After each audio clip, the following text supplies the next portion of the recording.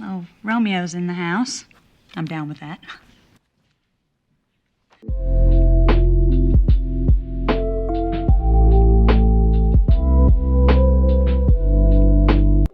I will not apologize for liking Max Keeble's Big Move, and I do not think that people are giving it its proper respect and where it sits at the pantheon of 2000s. So, you know, like we all have those movies growing up that kind of feel like fever dreams. It's like you remember watching them, you remember enjoying them, but as you get older, it's like nobody else seems to really remember them, or when you bring it up in conversation, people are like, wait, what is that movie? Until you show them like a picture and it's like, oh, okay, I think I remember watching that.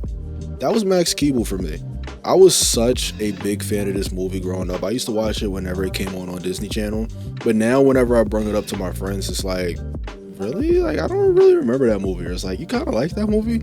Thought that movie was actually kind of bad. And I'm just like, wait, what? So I took it upon myself to sit back and rewatch this, right? After I hadn't watched it in quite some time.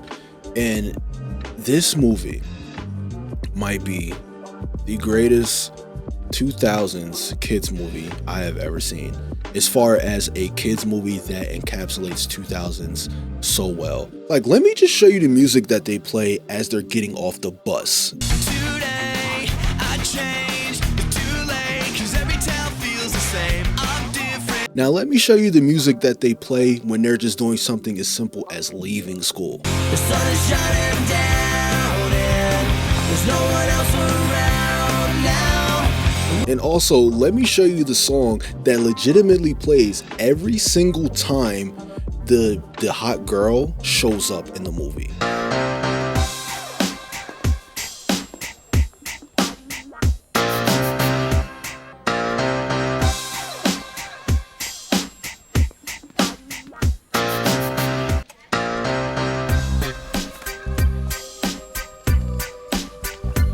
Hit Me Baby One More Time. Every time. It was not, I don't think I can think of a single time where she showed up on the screen and Hit Me Baby One More Time didn't show up.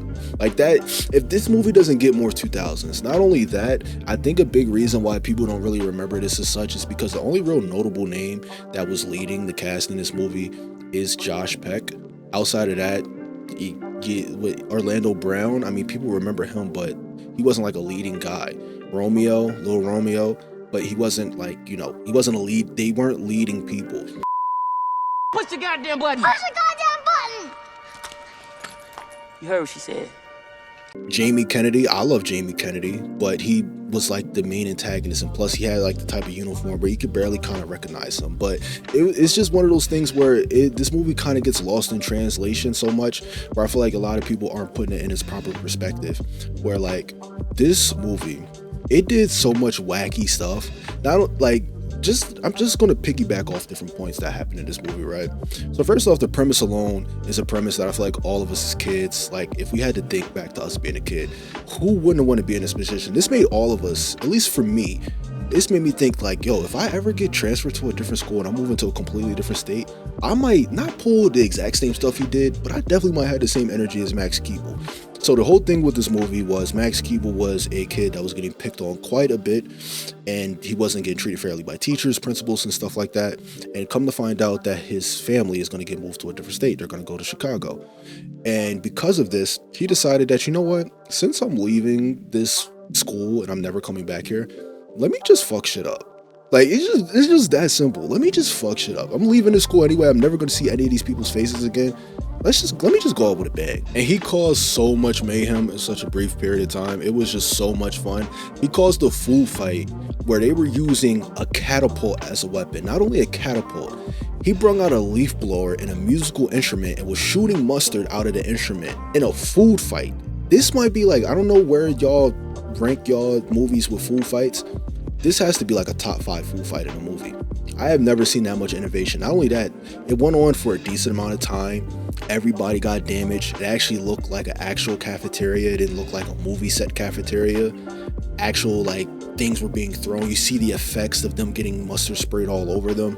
Like you see the teacher get thrown into a trash can, picks herself up, and immediately gets targeted once again. Like, this movie is just so much fun. Little Romeo is in it. Little Romeo even has a song at the end credits where he's rapping over an instrumental. It's just what the hell? Like, of course, this movie, like, I don't know, how could you not enjoy something like this? Like, genuinely, I want to know. How can you not sit down, watch something like this, and just be like, yo, this movie is just so 2000s, and I love every bit of it. This shows like the beautiful part of the 2000s, where you could just do stupid stuff and have stupid things happen. We're just supposed to understand it, and it's supposed to make sense. And I also love like how, like, even with this being a kids movie, there is messages and lessons to be learned in it, even as wacky as this is. A big point of contention when he was getting ready to leave is the fact that his friends were going to face the consequences of his actions. Not only just his friends, the entire school, because he was being such a menace to society in his school, because he was being such a nuisance, because he started to fight back against the bullies, against the principals, against the teachers. He was not even, without even realizing it, he was negatively impacting his friends that he was leaving behind, to where the bullies were like, okay, since your friend is leaving, you're just going to take some of his push. You're going to take all the punishment we were going to give to him. It's going to go to you now. The principal, because he was being an absolute crazy person with the principal was like, all right, since he wants to act like a dickhead, I'm gonna just be a dickhead to everybody else. And it just has so many of these things where it just showed about just the consequences of your actions. Even if you might not directly affect it, there is going to be consequences to it. And I also like how this was a movie during the time period where you can kind of get away with a kid like Max having a crush on a noticeably older chick, and nobody even questioned it. Like, I remember I actually looked this up because at the time I'm like, yo, how older was she?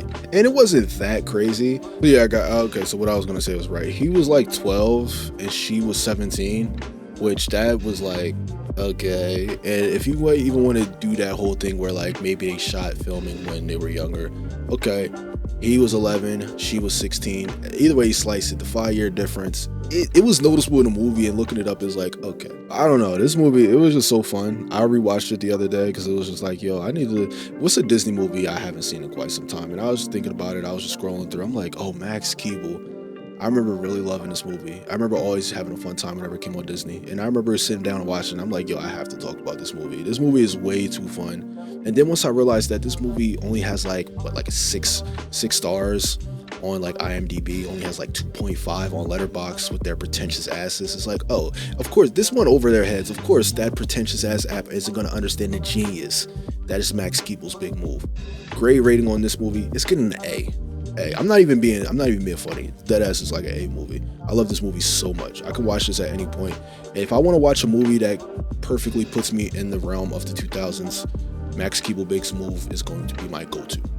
Easily go-to. They even did the good thing of making the teacher in this movie hot. Who's still doing that?